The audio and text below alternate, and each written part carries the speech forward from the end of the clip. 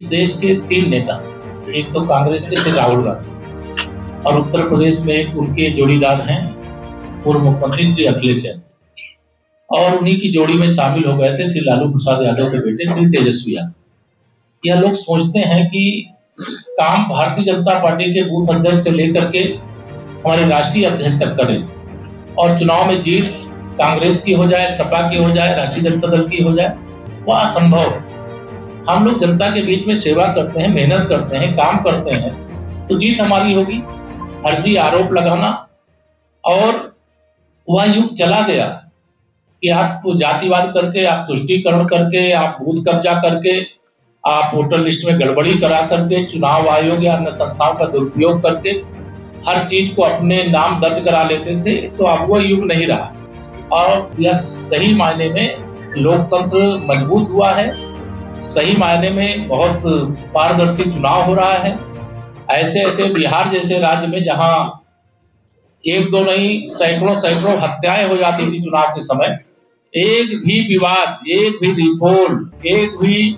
पुनर्मतगणना की कहीं से भी बात नहीं आई तो शांतिपूर्ण और सफल चुनाव में एनडीए को ऐतिहासिक जीत मिली है। इससे ये तीनों तिकड़ी बौखला गई है और जो बौखला गए हैं उनको जवाब अभी तो बिहार ने दिया है। आने वाले समय में जिन राज्यों में चुनाव होंगे वहां की जनता भी डबल इंजन की सरकार ने पूरे देश में और उत्तर प्रदेश में भी भ्रष्टाचार मुक्त प्रशासन देने का वायदा किया था जनता को। अभी एक सीओ साहब के पास कानपुर में 100 करोड़ से ज्यादा की संपत्ति निकली है। सहारनपुर में एक इंस्पेक्टर साहब पकड़े गए, उनको 15 करोड़ से ज्यादा की संपत्ति पकड़ी गई है। क्या उत्तर प्रदेश सरकार जब ये संकेत आ गए हैं कि उनकी जो प्रशासनिक व्यवस्था के अंग है वो इतने बड़े भ्रष्टाचार में लिप्त है, इसीलिए तो अगर आप यहाँ के पटवारी का करा लीजिए, एक इंस्पेक्टर का करा लीजिए, पता लगेगा कि इतनी संपत्ति है जिसकी आय से 100 गुना जाते हैं। तो क्या उत्तर प्रदेश सरकार ऐसी कोई व्यवस्था कर रही है, उसके विचाराधीन कोई योजना है जिससे अपने सरकारी कर्मचारियों की भ्रष्टाचार पे लगाम लग सके, प्रभावी ढंग से? हमारी सरकार भ्रष्टाचार मुक्त भारत, भ्रष्टाचार मुक्त उत्तर प्रदेश बनाने के लिए संकल्प है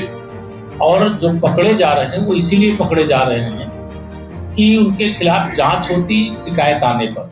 और शिकायत नहीं आने पर भी जांच होती है और जो पकड़े जाने चाहिए वो पकड़े जा रहे हैं और जो बचे हुए हैं। हमारे माननीय प्रधानमंत्री जी की आपने बात अगर नहीं सुनी है तो उसको दोहरा रहा हूं। प्रधानमंत्री जी ने कहा है न खाऊंगा न खाने दूंगा और जिसने भी मेरे देश को, मेरे प्रदेश को, मेरे गरीब को, मेरे किसान को लूट करके खाया है उसकी जांच करा करके पाई वसूल करके देश की भलाई में, गरीब की भलाई में लगा दूंगा। उसके कारण से बड़े पैमाने पर भ्रष्टाचारियों के खिलाफ कार्रवाई रोज हो रही है और इस कार्रवाई से विपक्षी नेता बौखला जाते हैं और फिर जो जांच एजेंसियां हैं जिनका स्ट्राइक रेट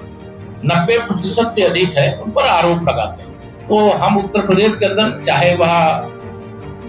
निचले स्तर का कर्मचारी हो चाहे उच्च स्तर का अधिकारी हो,